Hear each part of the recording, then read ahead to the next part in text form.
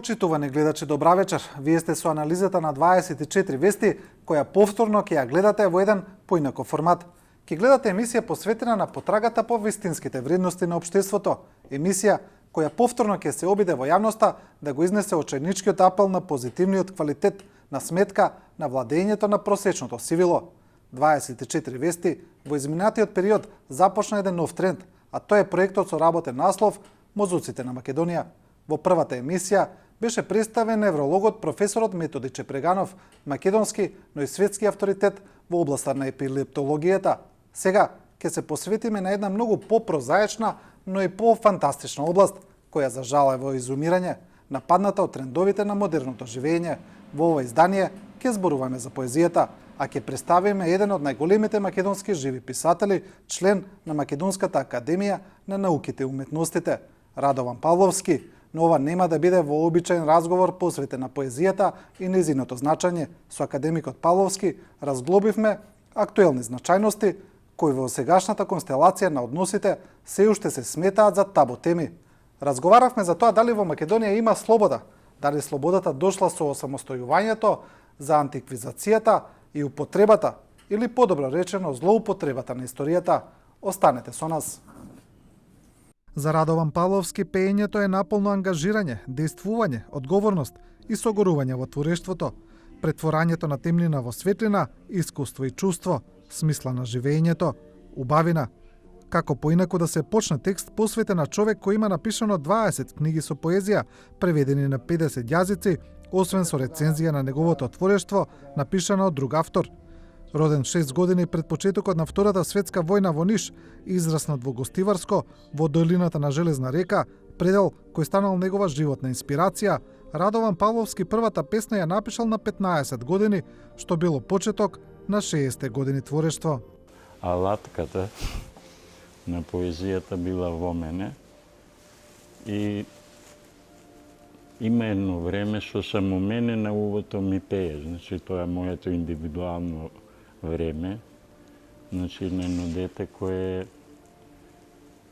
во простори во кои пеел петел, не викам не пеел петел, значи со првите букви јас сум една генерација на слободата која нема никакви комплекси. Прво јас не сум учил ни едни школи од обкружувањето денеска, што викам, нели, едноставно азбуката чирилична, асновска, како прва 46 година, во Железна река, реката се вика Железна, а пределот Железна река. Значи има двоен акцент. Павловски намерно или случајно во 60-тите години од минатиот век станува поетска авангарда кога го пишува Манифестот на младоста, книга која пресудно влијае врз тековите на македонската поезија, но која тогашната државна рецензија веднаш ја забранува. Сепак, така младиот поет бива прогласен за предвесник на модерното време. Потоа следуваат познатите дела Суша, Зрна и молњи. Но денес, по сите премрежија и предизвици, Павловски вели дека не планирал таков пат, едноставно верува човекот е предодреден да ја исполни судбината. Човек во животот ќе биде она што ќе избере. Тука се одредува и судбината, екзистенцијализмот. Тоа подоцна го разбрав кај Сартер, кај познато на филозофијата. Екзистенцијализмот кој е актуелен и денеска. Мислите дека она што ќе избере или она што му е судено? Па, тука доаѓа, јас веќе сум бил избран, само сум го прифатил, сум имал дилема, меѓутоа не сум губел време, што значи јас сум се посветил на поезијата до ден денешен, нели? А во меѓувреме јас никогаш не сум сметал да правам кариера, слава, меѓутоа не сум можел. До ден денеска не можеме да ме студирано правни науки. Познавам антропологија, многу природни науки, кои се синтетизирали, кои позитивно влијале на мојата поетика. Оно што поетот денес го приметува и отворено го кажува е дека живееме во доба на смртта на поезијата. Павловски вели луѓето не сакаат да читаат за имагинарното и да размислуваат за поинакво представување на реалноста. Процесот започнат во минатото е забрзан од технологијата и модерното. Поетот може да се јави и како феномен. Не оди по теорија, по некои други закони, да речеме.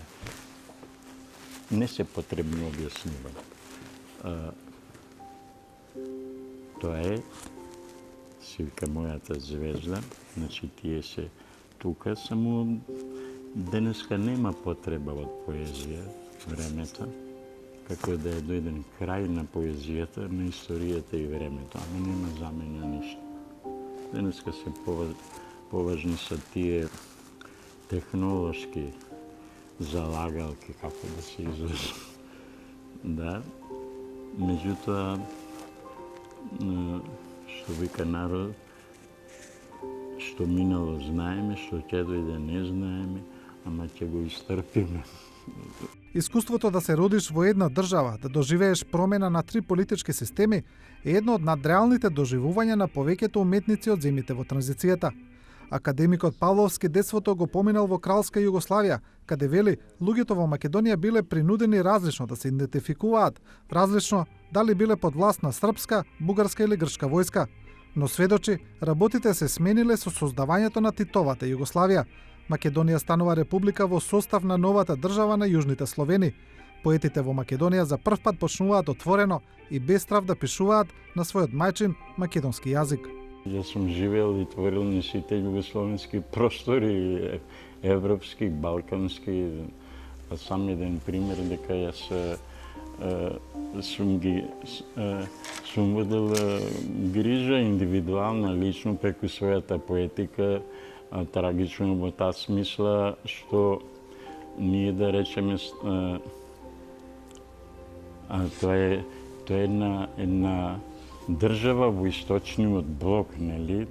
Југоисточна Европа, ја говориме, нели? Ние сме едно нотешче блокче во тој голем блок, нели? Да, ја имаме Средна Европа или Мител Европа, нели? Сакам да говорам со еден современ јазик на тие светски превирања, транзиции и така натаму. Трагично е во таа смисла што например од сите републики нема проблем, имаме национален идентитет. Апсолутно. Имаме право на одцепување. Имаме престолнини метрополи. Јас насекаде сум настапувал и во Каиро, и во Ташкент, Денес политиката често ја злоупотребува историјата. Некогашните настани се толкуваат во различност од интересите на оној кој ги представува, а тоа е отворена манипулација. Токму затоа, Павловски ја учел историјата, сакал да знае се за минатите настани и таа секогаш била дел од неговата поезија. Секогаш сум ја сакал историјата за да ја дознам трагичната димензија која подоцна во мојата поезија, не многу подоцна, добивала антички и трагичен призвук. Сепак Павловски вели не треба ниту да се идеализира минатата држава, објаснува дека социјалниот мир, вработувањето биле предности на минатиот систем, но појаснува дека иако тогаш немало проблем со изразувањето на идентитетот, сепак постоела цензура, која била предизвикана од идеолошки причини. Мене ми сметало, например, борба за македонскиот јазик. Викам, не може никој мене да ми го уништи јазикот. Ја не можам да пеам свој идеолошки позаимен јазик. Тоа е идеологијата тука е проблем. Тоа е полициската цензура или како идеолошката. Да, тоа е, значи, тие стеги јас сум реагирал како студент. Викам, ја не сум венчан, затоа не зависи од тоа. Меѓутоа, јас не сакам да го носам животот, да речеме, на предците некои. Тие биле робои, поеќе, па не сакам јас тоа. Значи, тоа не значи дека не ги сакам. На своето лице сакам да го носам својот живот, својот идентитет. Павловски предупредува дека наспроти изјавите за ангажираност во очувувањето на македонскиот јазик, во пракса тоа секогаш било проблем. Вели најчесто јазикот го афирмирале самите уметници, додека институциите не секогаш реагирале правилно и навремено.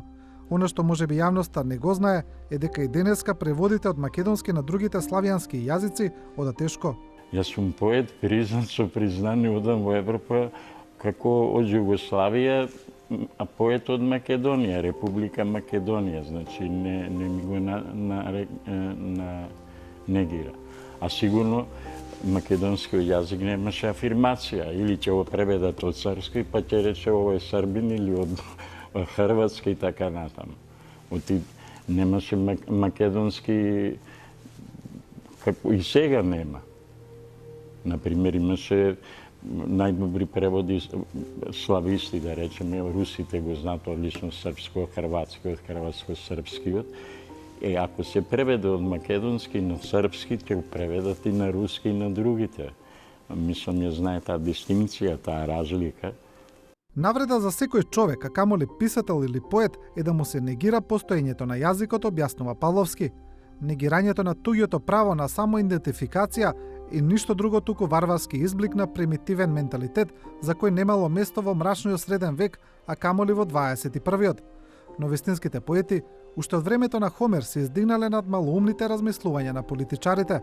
Творците нашле начин да комуницираат меѓу себе, но и со луѓето на подлабок и поедноставен начин. Не може да постои, како да се изразам по моје, некоја борба за јазикот. Јас го усавршував, пронаоѓав и возигав на духовни височини поетскиот јазик. Во светот немам поетски јазик, тој го создаваат поетите. Нели е така е. А друго е милитантен јазик, друго е кога јазикот ќе се напумпа или ќе се наполни со зли мисли. Мислам, секој јазик и најнепознативот, дали е папуански, дали е признати, е космичка категорија. Само првиот дел од мислев кога го припачав јас и како студент, јазикот е средство за разбирање. Сега, дали се разбира или не доразбира со овие борби за јазици, значи тука доаѓа до блокада, како да се изразам. Оно што можеби луѓето не го преметуваат или го преметуваат, а не смеат да го кажат, е дека и во денешното општество постои недостаток на слобода, смета Павловски. Осамостојувањето на Македонија од Југославија требаше да биде прекретница и да означи крај на едната од најголемите негативности на минатиот режим, но сепак тоа не се случи. Формата на контрола е различна, но сепак постои, а слободата станува релативна категорија. Таа социјалистичка демократија, нели, избор, нели, председателство, сега имаме председателство, така што нема некои големи промени во Југословенството. Да се извинам, јас никогаш не сум бил пасив. Значи, поарно овој да се контролира на слобода, значи ќе му дадат слобода, ама таа е контролирана слобода. Станаме збор за слобода. Не постои еднострана слобода. Оно што во државата се наметна како нов правец, нов општествен момент, се заканува да има сосема спротивен ефект од првично декларираниот. Антиквизацијата, потенцирање на античките корени повеќе ја обезличува нацијата, смета академикот.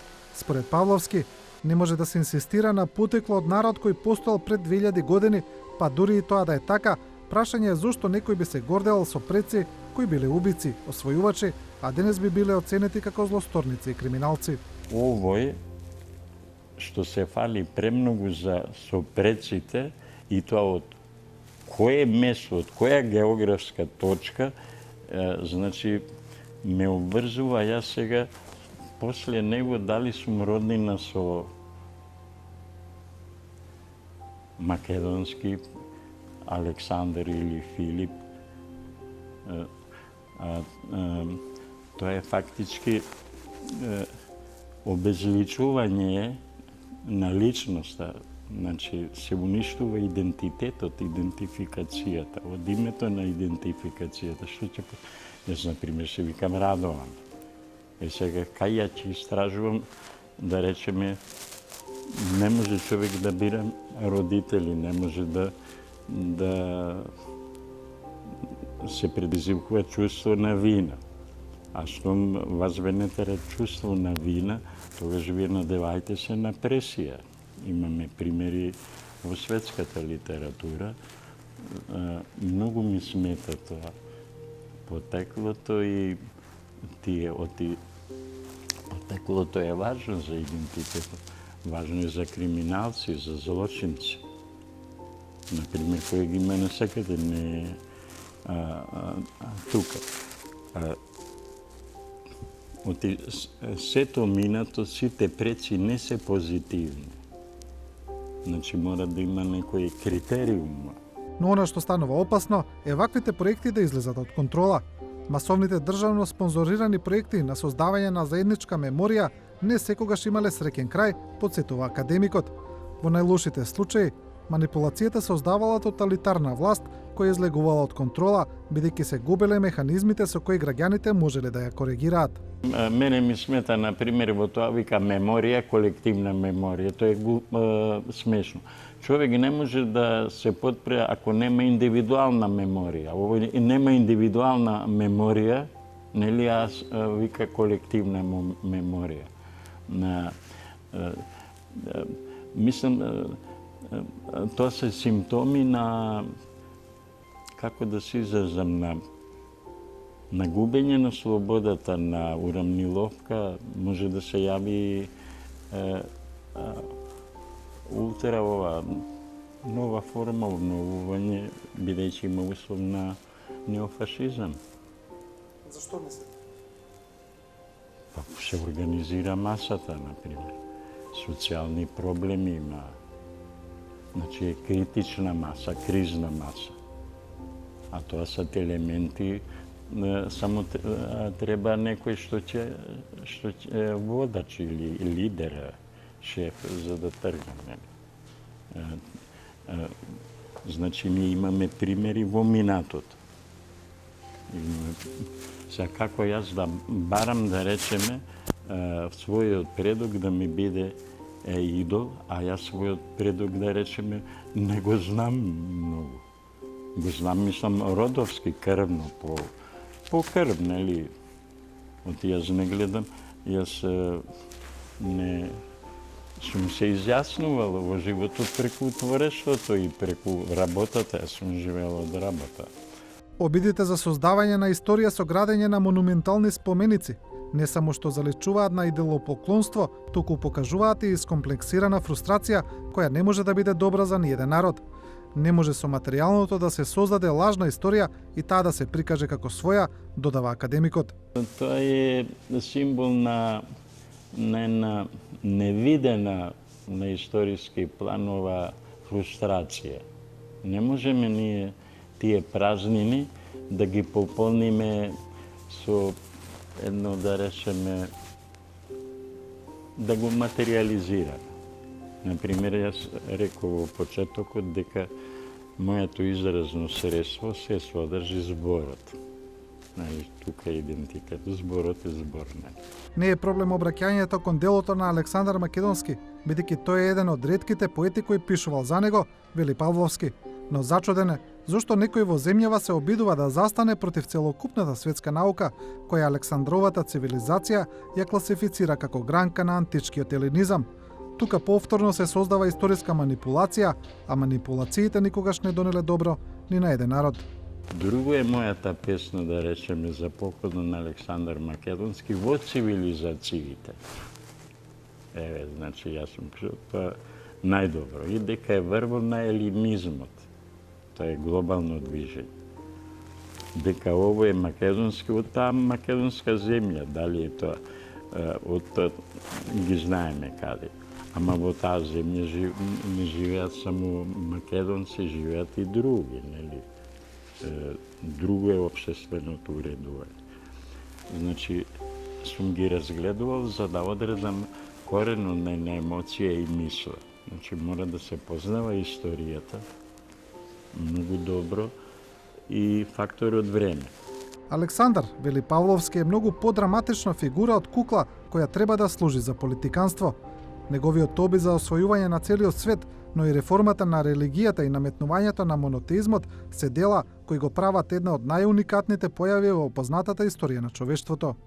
Он има едно чувство дека цивилизацијата е тргната на погрешен колосок и сака да ја врати во прав колосок. Значи, неверојатна појава во нервниот систем на човештвото. Да.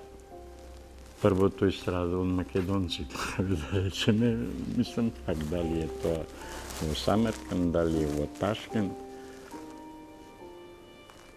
Зошто? Затоа што он презема реформа религиозна од династијата на египетската династија.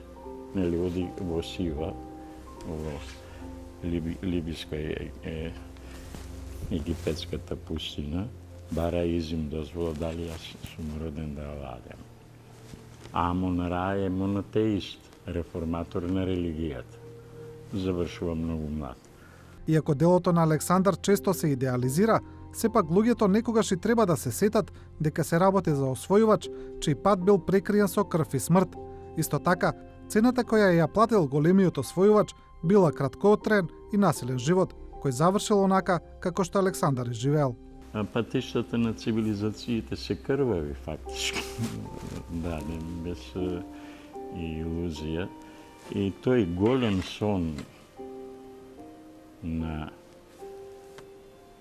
најкраткотрајното царство македонско е како живот на воден свет што се до 13 години. Тоа е голема таа идеја која е блиску и до Аллаха и до Исуса, затоа што он проповеда нешто она од кое тој страда. Павловски сепак вели дека тој е само поет кој никогаш не сакал да биде воин. Вели, милитантната политика никогаш не била одлика на неговата нација, затоа и денес признава дека се плаши од она што се случува. Павловски вели стравот што го чувствува сепак не е себичен страв, предизвикан за своето здравје и благосостојба, туку се плаши за иднината, за младите генерации и за обстанокот на својата држава. Па кога ќе се сетам на овој губење на просторот и времето, нели една драма бара не може да биде ако нема простор, дали е маса и ако нема време и акција. И сега овде ние правиме на синтеза на тие споменици кои фактички водат една суицидна политика. Ги гледам, мене ме фаќа страво, дека како дете сум се плашел од херојство. Викам ти си херој, не викам тоа. А во посвеста имам дека или тој убил некого или спасил некого, па оди ме ние. Викам, па ми се оди в црква или на овие други, на што проповеда. Никогаш не сум можел да го прифатам речено за готово. Друго е една култура споменици, друго е, да речеме, Бетовен, Шилер, Ода на радоста, да речеме, зборовите и така натаму култура. Меѓутоа, не постои еднострана слобода. Слободата се троши како монетата. Експериментирањата со различните општествени системи, манипулациите со граѓаните предизвикуваат збунетост. Но со напредокот на технологијата се случува и додатен феномен кој уште повеќе ги оддалечува луѓето. Ние сме изгледа простор на вечен историски експеримент. Ја ја доживувам ова демократија како експериментална. Имаме преводна фаза од социјализам во комунизам. Ние го знаеме тоа, ама полагам, дека лага со опашка, или па кинески патките и така натаму. Ние се наоѓаме пред една изолираност на комуникација. Еве, например, се акцентира информатичко општество. Значи, рассекор меѓу материјалното и духовното.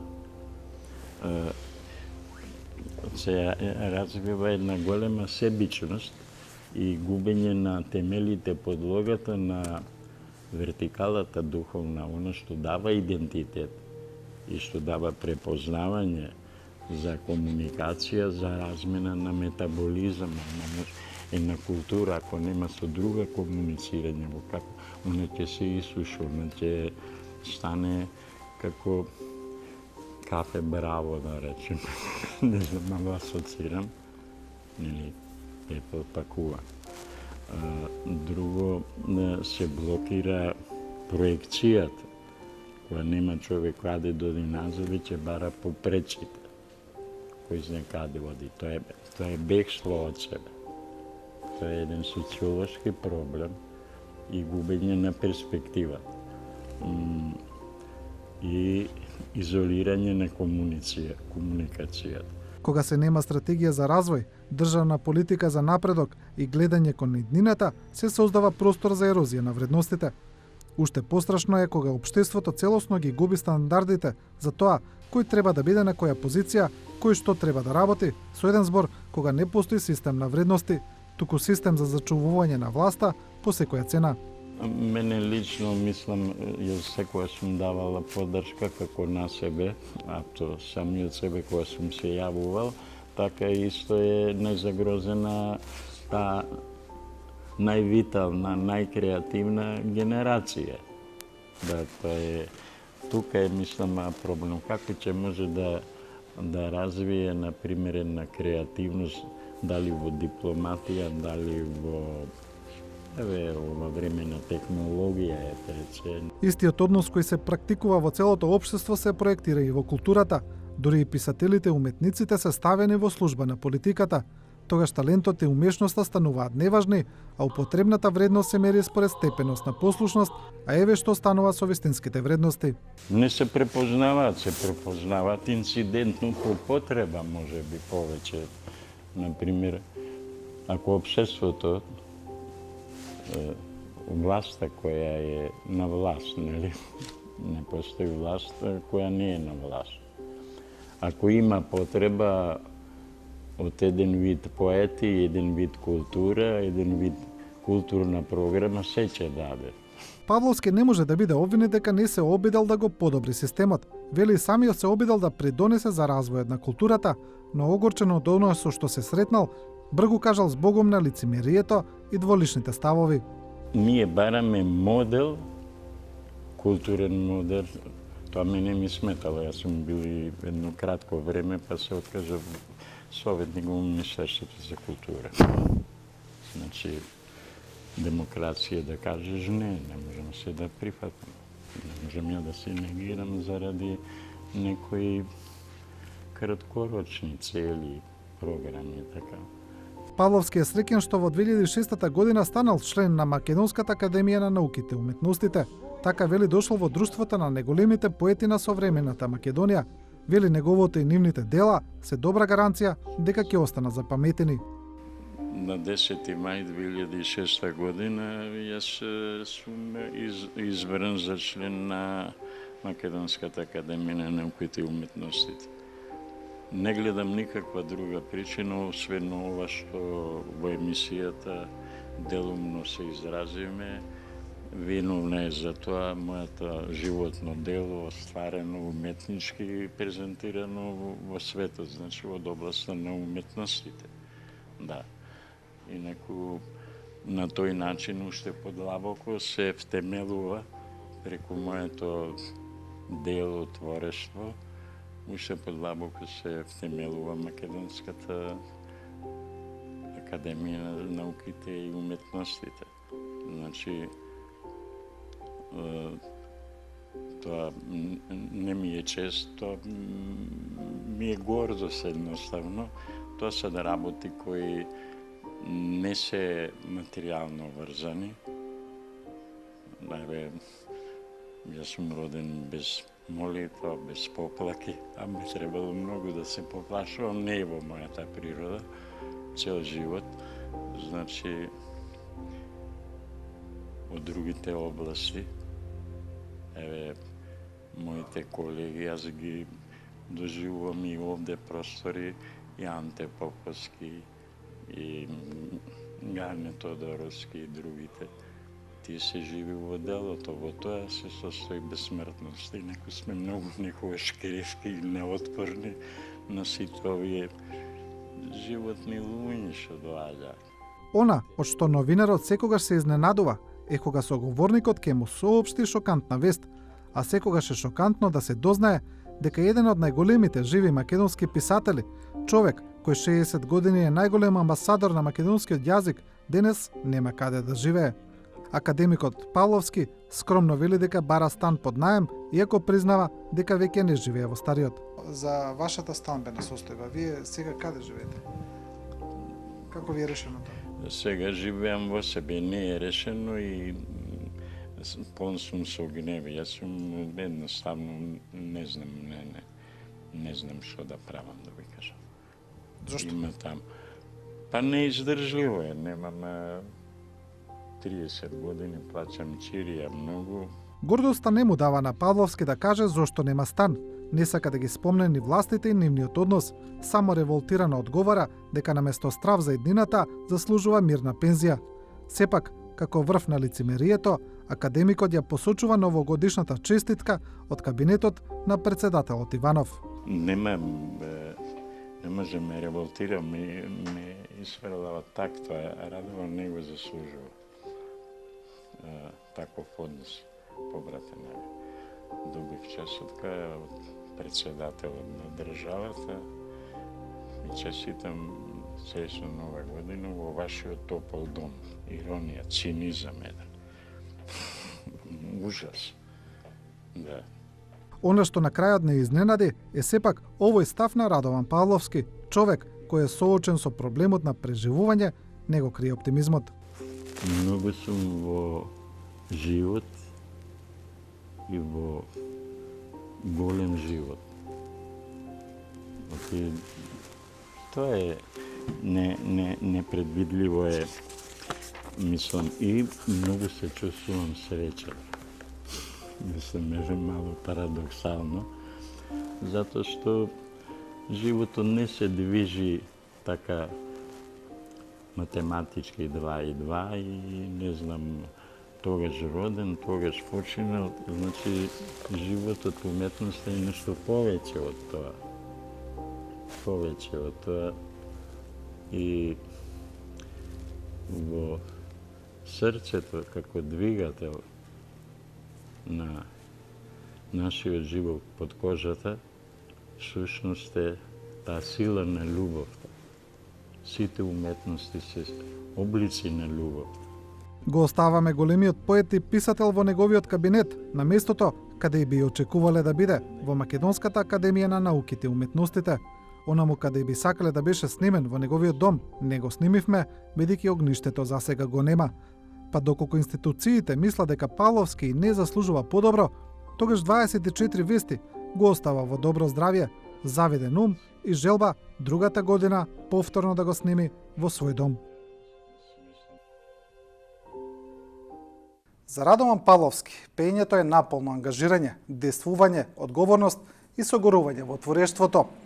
Претворање на темнина во светлина, искуство и чувство, смисла на живеењето, убавина. Почитување.